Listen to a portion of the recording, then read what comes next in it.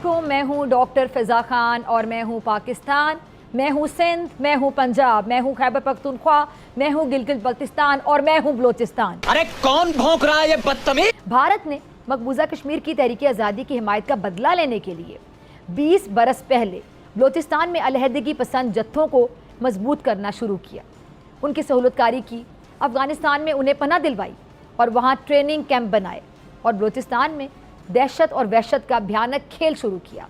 Bloch liberation army, Baloch republican army और दीगर जत्थों को टास्क दिया कि बलोचिस्तान में इतना खौफ फैल जाए कि यहाँ कोई आने का नाम ना ले। सरमायाकार तो बलोचिस्तान का नाम सुनते ही कानों को हाथ लगा ले। तरक्याती कामों को सबूताज करके, हुकूमती रिच को चैलेंज करके, आम बलोच की ज़िंदगी अजीरन बनाकर, शिकवों, शिकायतों, नाराज़गियों को प्रोपेगेंडे के खमीर में मिलाकर नौजवानों को बागी बना दिया जाए। अगर पाकिस्तान गवर्नमेंट ये रवैया बलोचों के साथ और पश्तूनों के साथ यही रखेगी तो ये मुल्क दो हिस्सों में तकसीम हो जाएगा आखिरकार इंशाल्लाह। तो ये मुल्क दो हिस्सों में तकसीम हो जाएगा आखिरकार इंशाल्लाह। कहा जाता है कि महरंग को जो है इंडिया की तरफ से पैसे मिल रहे हैं, इस वजह से महरंग तोड़ने की बात ये कर रही है। ऐसे बातें कर रहे हैं। क्या मंजूर पश्तीन को पैसे दिए जा रहे हैं या महरंग को दिए जा रहे हैं? ये लोग सिर्फ अपने हक के लिए खड़े और मजलूमों के साथ खड़े और कुछ भी नहीं है। बस पाकिस्तान गवर्नमेंट से वो अपने हक चाहते हैं। डॉक्टरेट की डिग्री ली हुई और पाकिस्तान के मिनिस्ट्री मीडिया में बैठने वाली पाकिस्तानी एंकर फिज खलीफा से ज़्यादा अच्छा तो ये पाकिस्तानी है जिसको ये पता है कि किस तरीके से बलोचों का हक मारा जा रहा है, किस तरीके से पख्तूनों का हक मारा जा रहा है, सिंधियों का हक मारा जा रहा है। लेकिन पाकिस्तान की मिनिस्ट्री मीडिया में बैठने वाली फिजा खान को ये सब नहीं पता है। दोस्तों, बलूचिस्तान की बर्बादी का सबसे बड़ा कारण आपको पता है पाकिस्तान की फ़ौज है और चीन है। लेकिन सीपैक के नाम पर, ग्वादर के नाम पे जिस तरीके से पाकिस्तानियों को ठगा गया है, खास करके बलोच के लोगों को ठगा गया है, और रिसेंटली एक खुलासा हुआ है जिसमें ये बताया गया है कि पाकिस्तान का कितना परसेंटेज है, पाकिस्तान को कितना प्रॉफिट लेगा। अगर 100 रुपये का प्रॉफिट होता है तो पाकिस्तान को कितना मिलेगा ग्वादर से, वो सुनकर आप हैरान रह जाएंगे। आइए पहले बढ़ते हैं वीडियो में आगे। और ये खबर आने के बाद पाकिस्तान के अंदर मातम तो छाया हुआ है, लेकिन हिम्मत किसके अंदर है जो पाकिस्तान के फ़ौज के बारे में कोई कुछ बोल सके। रिसेंटली अभी थोड़ी देर पहले पाकिस्तान के डीजे ISPR का एक प्रेस कॉन्फ्रेंस भी हुआ है, तो उसको लेके भी पूरा मामला क्या है, क्या कहा गया उस प्रेस कॉन्फ्रेंस में, सब कुछ है इस वीडियो के अंदर में। वीडियो को पूरा देखिए और वीडियो को प्लीज़ लाइक करें, शेयर करें, चैनल पर नया है चैनल को सब्सक्राइब करके बेल आइकॉन जरूर से प्रेस कर ले ताकि लेटेस्ट वीडियो का नोटिफिकेशन आप सभी को मिलता रहे। इतना झूठ ये बोलते हैं। कैसर बंगाली साहब ने ग्वादर के बारे में जो एक बात बताई है कि पाकिस्तान में हम कहते हैं ना ग्वादर तरक्की की राह है और पाकिस्तान का मुस्तकबिल है, तो उसमें उन्होंने बताया कि बेसिकली प्रॉफिट कितना मिलेगा पाकिस्तान को। तो आप हैरान हो जाएं वो कितना प्रॉफिट मिलेगा और उससे क्या हमारी तब्दीली आएगी। ये कैसे हमें ये शराब दिखा रहे हैं, अलूजन्स दिखा रहे हैं। कैसर बंगाली साहब कहते हैं कि ग्वादर में जो पाकिस्तान का मुनाफा है वो सिर्फ 9% है और 91% शेयर जो ग्वादर का है पोर्ट का सारा, वो उन शेयर उन कंपनियों को जाएगा जो जिनके पास ये ठेका होगा। तो 9% शेयर हमें मिलेगा। तो ये क्या ऊंट के मुंह में जीरा जैसे कहते हैं। गेम चेंजर होगा सीपेक। फिर हमें कहा गया कि अब चाइनीज़ पढ़ाई जाएगी। पंजाब के स्कूलों में पहले अरबी पढ़ाते थे, फिर कहा कि अरबी अब तर्क कर देंगे, अब चाइनीज़ ऑप्शन दे देंगे आपको, आप चाइनीज़ पढ़ लें। सीपेक का मंसूबा आने वाला है। जितना डांस, जितना शोर शराबा सीपेक के मंसूबे पर हुआ, इतना आज तक मेरे ख्याल से पाकिस्तान की आज़ादी का जश्न नहीं मनाया गया। हमें बेशक अपनी बिजनेस की टॉप प्रायोरिटी चाइना को ही रखें। आप जिस मुल्क को भी आपको लगता है सूट करता है उसको रखें, चाइना को रखें, बिल्कुल मैं उसमें 100% खुश हूँ। लेकिन मैं ये कह रहा हूँ कि जिसके साथ भी रखें छान फटक कर पहले देखें कि वो हमारे फ़ायदे में है। अब डॉक्टर कैसर बंगाली कह रहे हैं कि ये बहुत ही ख़तरनाक हमारे लिए ये मुआहदा किया है, 9% सिर्फ पाकिस्तान को मिलेगा। तो आप गौर कीजिए कि ये मुआहदे में किसको क्या फ़ायदा हुआ होगा, किसने इसमें से फ़ायदा लिया होगा। जब सवाल बलूचिस्तान पे हुआ मेरे पाकिस्तानियों ना, तो मेरी टांगें कांपना शुरू हो गई हैं उनका जवाब सुन के।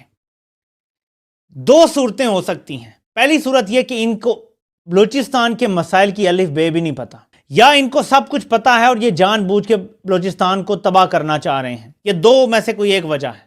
मैं पहली वजह आपके सामने रखता हूं। इनसे सवाल पूछा गया बलूचिस्तान के हवाले से और फिर उन्होंने खुद ही कहा जी मैं लंबा जवाब दूंगा। कहते हैं जी कहा जाता है कि वहां पे अदम नुमाइंदगी है, यानी नुमाइंदगी नहीं है लोगों की, बलोचों की। कहते हैं देख लें जो अभी वहां के वज़ीर आला हैं वो भी बलोच हैं, उनकी काबीना के भी 15-17 लोग सारे बलोच हैं, तो कैसे नुमाइंदगी नहीं है? इनको ये बुनियादी चीज़ नहीं पता या ये अवाम को चे समझते हैं कि नुमाइंदगी ये नहीं होती कि आप पकड़ के अपनी मर्जी के टाउट बिठा दें क्योंकि वो बलोच हैं। नुमाइंदगी ये होती है कि वहां के लोगों ने जिसको वोट दिया है वो वज़ीर आला बने, जिसको वोट दिया है वो काबीना में बैठे। लेकिन ये मुल्क के सबसे ताकतवर इदारे का तर्जुमान बोल रहा है कि नुमाइंदगी तो है, वहां तो सारे बलोच हैं हुकूमत में बैठे हुए। ये है इनकी अक्ल और समझ। अब मैं या तो इनको डफर्स कहूंगा या ये हमें डफर्स समझते हैं और सोचते हैं कि ऐसे बयानिए से बात बन जाएगी। आप मुझे बताएं ये नुमाइंदगी है कि आप किसी को ऐसे उठा के इधर रख दें इधर रख दें, ये नुमाइंदगी होगी? या नुमाइंदगी होगी कि मैंने जिसको वोट दिया है वो मुझ पर हुकूमत करे? लेकिन इनको ये बुनियादी चीज नहीं पता। फिर कहते हैं कि एक बयानिया बन रहा है कि बलूचिस्तान में बड़ा इस्तेसाल हो रहा है, बलूचिस्तान में लोगों को कमी है और ये वो। तो देखें ना जी, वफाक वहां पे 75% देता है जो भी उनका बजट होता है। बस भाई बजट अवाम को कहां देता है? वफाक बजट देता है और यहीं आपके लगे हुए टाउट वहां बैठे होते हैं जिनको आप कहते हैं जी बलोच बैठे हुए हैं, लेकिन वो जीते नहीं होते अपनी सीटें और आप उनको वहां बिठा के हुकूमत करते हैं। फॉर्म 43 का एक निज़ाम चल रहा है 77 साल से, नुमाइंदगी भी नहीं और वहां पे आपके टाउट बैठे हैं तो पैसा सारा भी उन टाउटों के जरिए आपकी तरफ चला जाता है, अवाम को तो मिलता ही नहीं है।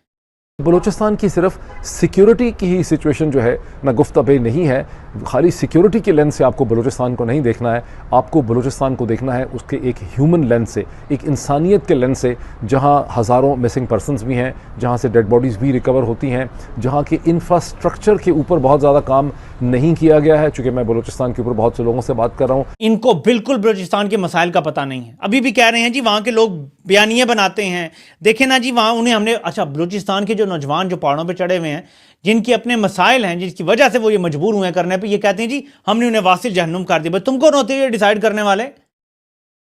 जन्नत दोज़ख के फैसले करने वाले तुम कौन से होते हो भाई? या तो वो मुसलमान नहीं रह गए या तो तुमको वो मुसलमान नहीं है। अच्छा एक बड़ी बात की कि मैं उसका जवाब देना चाहता हूं। कहा गया मासूम शहरियों को बसों से उतारकर निशाना बनाते हैं। ये कौन सा इस्लाम है? ये कौन सी इंसानियत है? ये इनकी मायूसी है। ये DGISPR ने बात की तो फिर हम आम आवाम सवाल करते हैं। अरशद शरीफ को तशद्दुद करके बेगुनाह मार देते हैं, जिले शाह जैसे मासूम को बेगुनाह कत्ल कर देते हैं, मासूम लोगों को घरों से उठाकर तशद्दुद करते हैं, करंट लगाते हैं, नंगा करते हैं, उल्टा लटकाते हैं। ये कौन सा इस्लाम है? DG साहब हमें ज़रा ये भी बता दें प्लीज़। मेरी आपसे फिर दोबारा हाथ जोड़ के हम आपका बहुत शुक्रिया अदा करते हैं, हम अपनी फ़ौज का बहुत शुक्रिया अदा करते हैं। ये हमारे जुड़े हुए हाथ देखें, हम आपका शुक्रिया अदा करते हैं कि 77 साल आपने मुल्क चलाया, जैसा तैसा भी चलाया। अब आप आराम करें, अपनी बैरकों में जाएं और आम आवाम को मुल्क चलाने दें। आपका हम सदके दिल से शुक्रिया अदा करते हैं, लेकिन आप बस कर दें। जो प्लॉट शॉट आपको मिल गए हैं मौजें करें, जो बाकी आपके कारोबार हैं एंजॉय करें, लेकिन बस अब इक़्तिदार आवाम के हवाले कर दें। आपका बहुत बहुत शुक्रिया। तो जी भाइयों, देखा आपने किस तरीके से CPEC के नाम पे 2014 से जब से CPEC लॉन्च हुआ है पाकिस्तान के अंदर में, अब लगभग 10 साल हो गए हैं। 10 साल में ये CPEC जो कि पाकिस्तान की रीढ़ की हड्डी है, गेम चेंजर है, घंटा कुछ नहीं हुआ है। जिस तरीके से पाकिस्तान की फौजियों ने, रिटायर्ड फौजियों का आप प्रॉपर्टी देखो, बाजवा का प्रॉपर्टी देखो, अब जब ये आसिम मुनीर रिटायर होगा तब इसका प्रॉपर्टी देखना, लेकिन किसी के अंदर हिम्मत नहीं होती है कि जब ये सर्विंग है तो कोई इसके ऊपर सवाल उठा सके। वो सब सामने आ जाएगा रिटायर होने के बाद। लेकिन 100 रुपये में 9 रुपये पाकिस्तान को मिलेगा, 91% का प्रॉफिट चीन ले जाएगा, तो फिर बलोच के लोगों को क्या मिलेगा? यही कारण है कि लगातार टारगेट किए जा रहे हैं चीनियों को। बलूचिस्तान के अंदर में पाकिस्तानी फ़ौज को टारगेट किया जा रहा है और जो इनका ख्वाब है CPEC, ये कभी पूरा नहीं होने वाला है। इस वीडियो में इतना ही। कमेंट कीजिए, मिलते हैं आपसे अगले वीडियो में। अपना ख्याल रखिए। जय हिंद।